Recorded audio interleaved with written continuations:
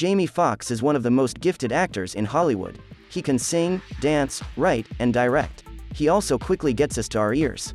But is there more going on behind the scenes? Since Jamie Foxx's hospitalization for an undisclosed medical problem, a number of hypotheses and rumors have started to spread over whether he is suffering from a stroke or is the victim of a far more sinister plot. However, before we learn the true reason for Mr. Foxx's hospitalization, let's look at some of the more popular explanations. Let's briefly summarize Jamie's characteristics. On December 13, 1967, in Terrell, Texas, Eric Marlon Bishop became the father of Jamie. His grandparents, Mark Talley, a local garden worker, and Estelle Marie, a nurse, adopted him at birth. Foxx started playing the piano when he was 5 years old and was raised in a very strict Baptist home. He even served as a part-time pianist and choir director at Terrell's New Hope Baptist Church when he was just a teenager.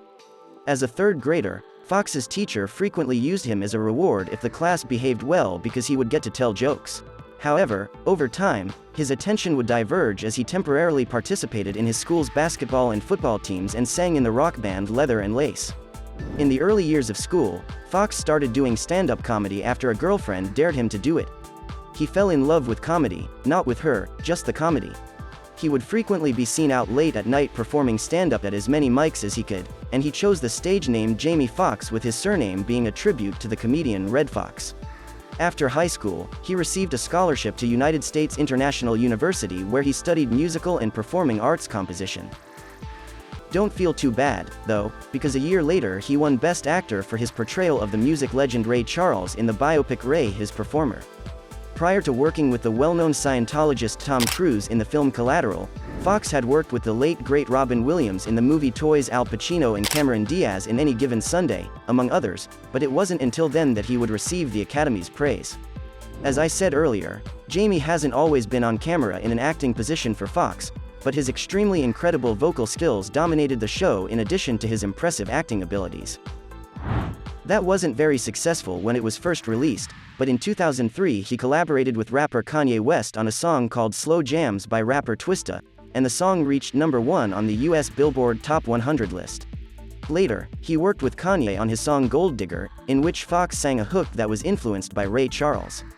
Foxx continued to keep up the good work, so to speak, by releasing 3 more solo albums that also frequently topped the Top 100 chart.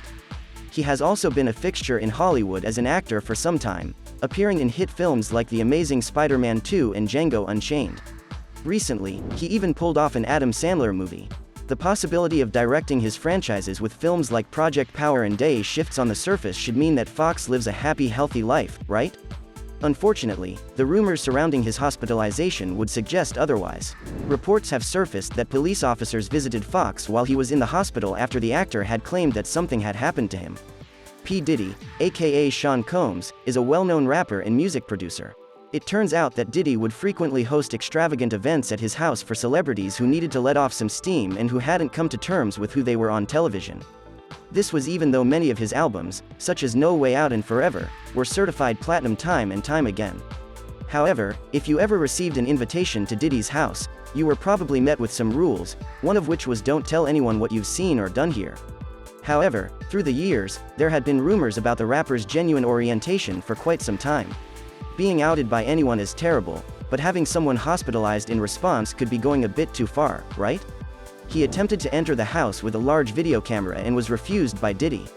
Several stories claim that Diddy hired someone to send a message to Foxx because of his vengeance against him for leaking the information.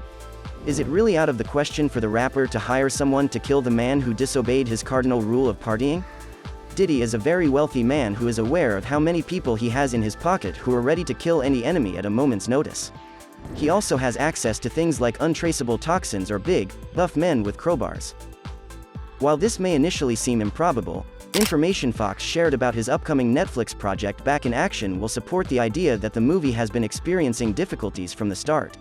Shortly after filming began and cameras began to roll, Foxx put the project on hold when he learned that a crew member was planning to steal $55,000 from the actor's personal bank account.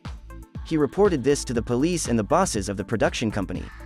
A staff member was fired as a result of the investigation after it was learned that they had attempted to con numerous celebrities over the years. Thanks for tuning in and for more celebrity insight, and be sure to stay tuned for more exciting content from us in the future.